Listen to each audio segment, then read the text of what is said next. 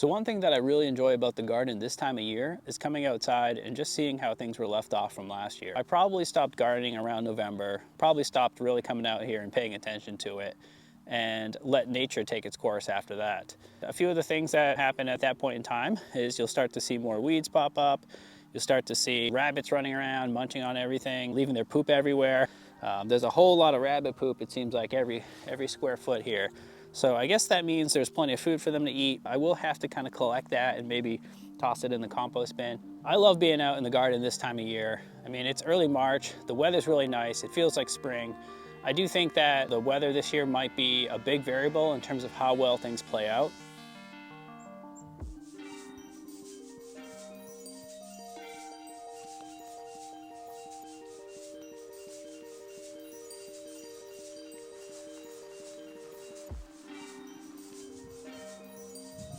So this section where I'm in now, this is my winter garden. I also use it as a mixed use space.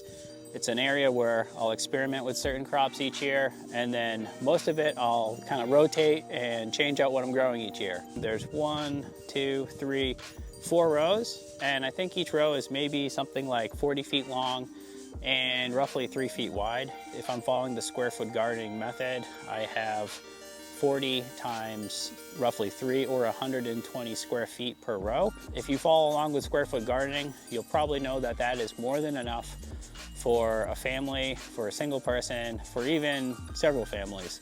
I really just try to optimize the space, grow different types of crops, put some new ones into the mix, you know, just grow what I can grow. In that first row, we've got onions and potatoes. Over here, we experimented with cauliflower quite a bit last year. So all of these are cauliflowers that either did or didn't pan out last year. Over here, we have lots of turnips up in the front, mixed use in the back. And that row behind me, we have some kale that are going on year 3 now. And we also had some artichokes last year, some onions kind of mixed in, and then a lot of volunteer tomato plants that just kind of popped up throughout the year. One thing I like to do every year is add a new perennial to my garden. And last year I added asparagus over in that section, and I'll show you more about that later. The year before that, I started off with strawberries. So we have a whole lot of strawberries that have done pretty well, but I will say that the rodents really do a number on the strawberries. I don't get as many as I'd like. Each year I think about a different way to stop that. And last year, my approach was to do what I called an onion wall. I planted onions all the way around the strawberry patch. It maybe helped a little bit, but I honestly think the growth and the spread of the strawberries made, you know, for more fruits than the rodents could handle. So that was really the only reason why I got my strawberries last year. This year I have a better idea, and you'll see that in an upcoming video. So last year was also the first time that I used a mechanical seeder, and I'm really happy that I did. So last year was the first year that I had any success ever with growing carrots. And right now I can see in front of me 1, 2, 3, 4, 5, 6, 7 really large carrots here. So look at that. This carrot, that carrot smells pretty good.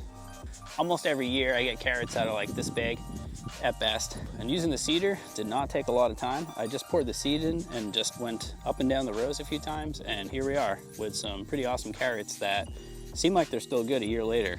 That also ends up being one of the toughest things for me in the garden, is deciding what to keep and what to toss from the prior year. I think a good rule of thumb is get rid of everything. With the exception of your perennials. I consider these kale behind me perennials. There's no point in me starting a new set of kale because those ones have done awesome and we'll just keep doing awesome each year. I think if you do the research, you'll see that once kale goes to seed, it starts to flower and then, you know, becomes bitter and whatnot and dies off. But what I found is that these kale seem to produce a lot of side shoots that grow into new plants. So I don't know what to believe anymore. So like this carrot was definitely growing, you know, a new set of leaves up top. I'm just gonna go ahead and put it right back. Now I'll take that one out. Another thing that interests me as a gardener is some of these crops that, you know, if you just kind of leave and overwinter and they start to grow again, what's gonna happen? So it's always fun to figure out, is this gonna go to seed? Is it just gonna decompose? Should I pull it now? Should I wait, etc.? And I think if you have a lot of extra garden space, it's a good idea to experiment with and kind of helps you learn a little bit more about, you know, that plant or that crop individually.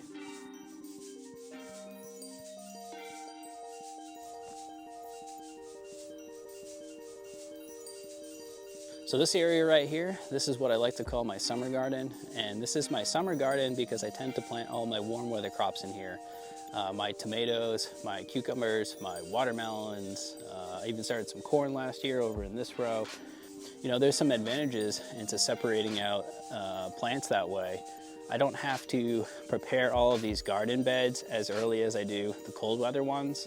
The cold weather ones typically have similar requirements. You know, they like colder ground soil, maybe the lighting conditions are similar. Additionally, a lot of the warm weather plants that I grow do require some type of support when you're growing them, like a trellis.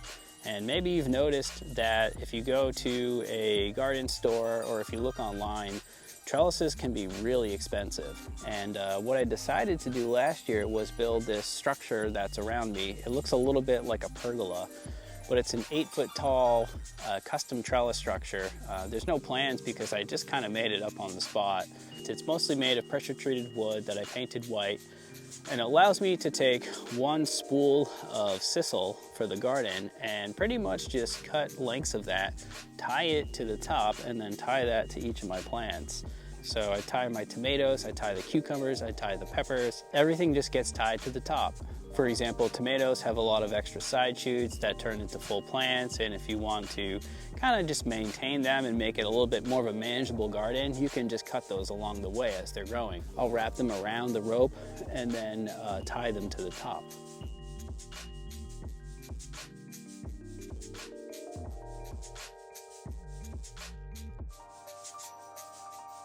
So this section right here is my strawberry patch. And right now it is riddled with rabbit poop. There is a significant amount of rabbit poop all in here. I think I'm probably gonna have to get like a shovel this stuff up and put it in the compost bins that I have all the way over there. There's just so much of it that I think it might be too concentrated for the garden. I'll have to take a look at that. If you already know that it's okay to have a significant amount of rabbit poop in your garden, tell me in the comments. Or tell me what you would do about this. I want to make sure that these strawberries I feel comfortable eating, you know, when they start to grow in a month or two. I don't want to see this much rabbit poop in here. But I do think a lot of people will be pretty excited to see this much rabbit poop. It's a good amendment to add to your compost. So if you're wondering what all the paver stones are doing in here, when it comes to June, July, August, this area is going to be so crowded with strawberry plants that pretty much everywhere I step is going to be a strawberry plant unless I put something down to sort of, you know, allow me to walk safely. And so this is after 2 years, and you can see that the strawberry vines have pretty much covered the entire section now. You might be able to see that some of these, you know, roots still grew over the pavers. So one more thing to note about the strawberry patch is that I do have a lot of critters that like to come in here throughout the season and just munch and take all of the fruits of labor, so to speak. And so what I'm thinking about this year is a new approach to protecting this, and it largely involves digging down and building a border of a very thin metal sheathing. All right, and so this garden bed right in front of me is all asparagus. This was last year's perennial project, and I planted 150 crowns in total of a combination of green and purple asparagus. I actually got a whole lot growing last year, and you should be able to tell just kind of seeing how big some of these asparagus stalks are.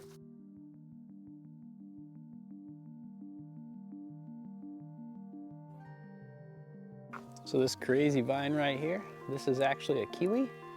And I think the verdict, broke a bit of it.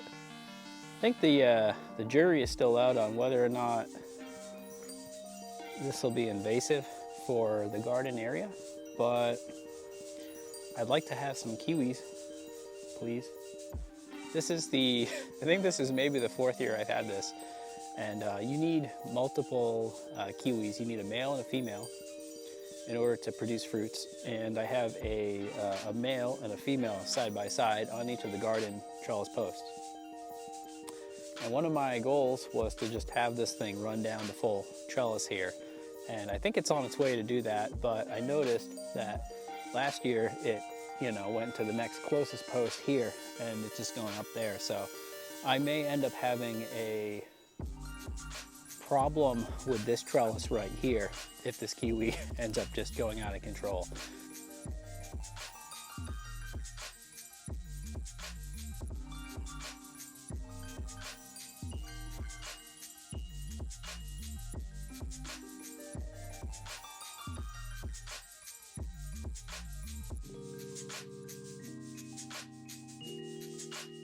So the deer have a unhealthy lack of fear of me. They're not afraid of the tractor, they're not afraid of the wood chipper, they're not afraid of generally me getting pretty close to them. And it's kind of nice, but it also is a little bit of a problem because they will pretty much just come on over and try to, eat at the garden buffet. I am still worried about that day where I wake up and I come outside and I see the deer have just eaten everything that I have in the garden. So I've been talking for what feels like a couple hours now about cleaning up the garden, and I haven't started it yet. So I brought a couple buckets over here, and this one right here, I'm gonna pretty much just pick up all of the stuff that needs to go into the compost bin and toss it in there. And then when it starts getting full, I'm just gonna bring it over to my compost in the back and dump it out.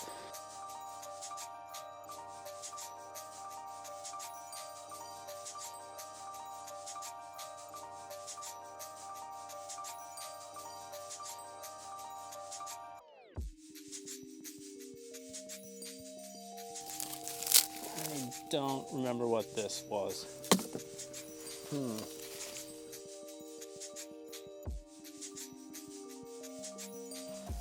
So in this section, I'm just picking up some of the larger stuff, and then I'll probably come through with a rake and take care of all of the debris that's on top.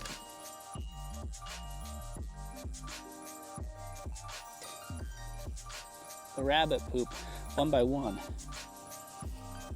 And I'm probably gonna be here for the next 7 weeks doing this. I'm just kidding, obviously. I don't know, is the shovel gonna work?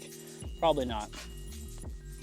I think what I'm probably gonna do is just bring a broom out here and just broom down the path, and then when I get to the end, just use like a dust bucket or whatever.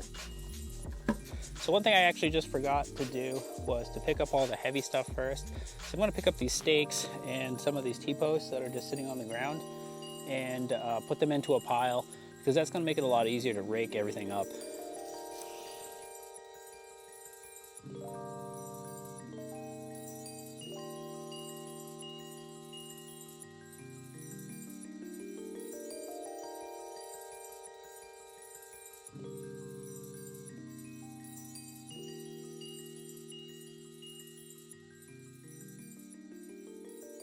So it's probably impossible to tell, but I was using these T-posts to weigh down both the landscape fabric I have here, which prevents weeds in the rows that I'm in, but it also was weighing down some insect netting that I had over the brassicas. So come every spring, we get a whole lot of caterpillars, the white butterfly shows up and pretty much just munches down on all the brassicas. I found that putting an insect net over does really help that problem. And so I use these to kind of just weigh down the netting on the sides, but it does mean you have to pick them up, move them, and move the net every year.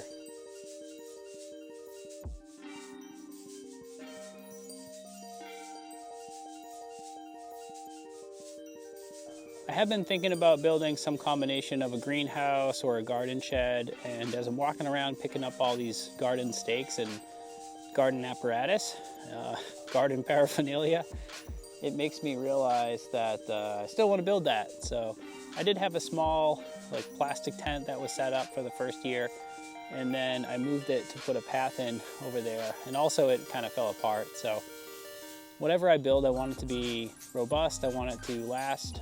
That's on the to-do list, I guess. Be nice to build something like that. This is an artichoke flower, and I don't really recall what the seeds look like, but this has got a lot of almost like threads or hairs inside of it. It looks really cool. I think these are shallots maybe from last year. And yeah, I think I would still eat those. They look good. So when it comes to weeds, there's a couple tools that I like to use. I don't know the proper name, so I'm just gonna call it the hook. It's like a hook with a little bit of a serrated edge right there. It's pretty simple. This right here is a weed that I don't want. And I'm just gonna put it underneath it and pull it. You can see it did a pretty good job getting most of the roots there. So that's going in there. And then the rest of it seems like it's just gonna come right out. And usually I try to just shake off any of the dirt. You know, you don't need to take the dirt with you to the compost bin. You really just want the actual plant matter, the organic matter from the dead plant. So another thing I just noticed is I just tossed this into the to-be compost pile. However, this is actually coriander. These are the seeds from the cilantro from last year.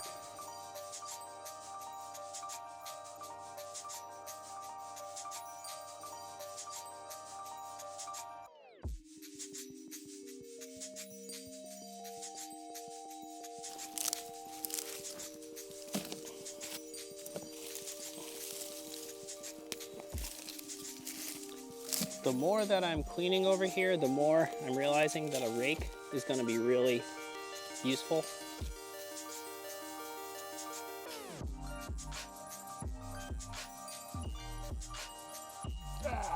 What is that? It's a little worrisome because it seems like it's a root, strong root. What would this even be? I don't think I want it, whatever it is. Seems like it's rooting pretty hard in here too. Ugh. Doesn't really have a smell. And if it's already vining with buds, I don't want it. What was this?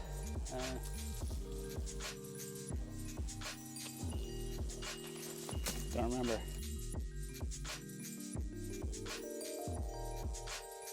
I think we'll go with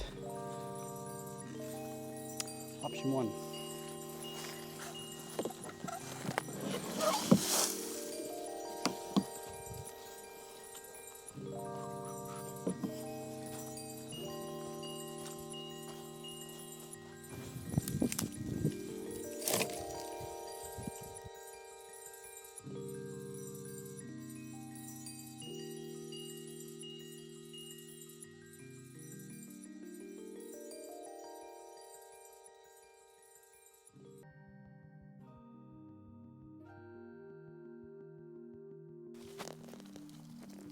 Another pepper. Pepper.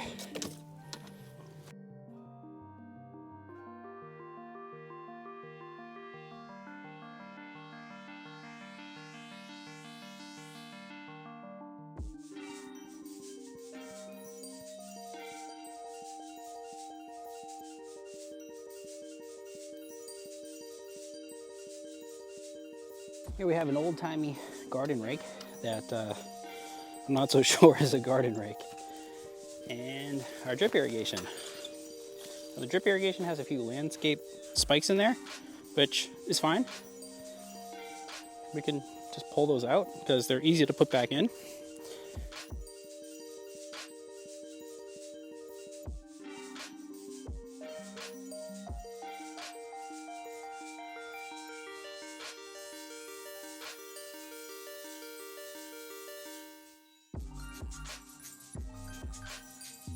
I don't really know if this rake is appropriate.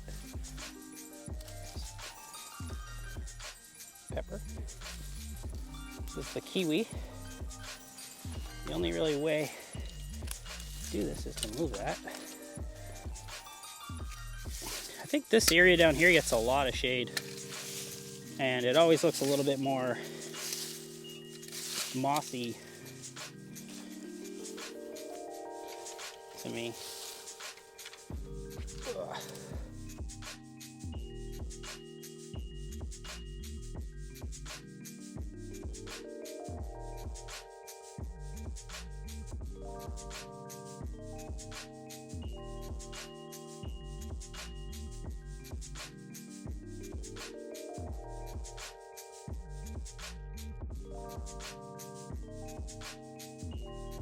All right, so it's 5:30. The sun is going down as we speak, so I think I'm gonna pause there for today. I still have the first row, the second row, and the fourth row to clean up in the winter garden here, and I should be able to get through all that tomorrow. But right now, I'll just enjoy the fact that this one looks a little bit cleaner, and I found some carrots and some onions and stuff and had some fun doing it. So thanks for watching the video. If you enjoyed watching the video, please consider subscribing to the channel. It's really gonna help the channel grow, and I'll be able to put out a lot more videos, a lot more content on gardening. Hope you enjoyed it. So thanks for watching and have a good one.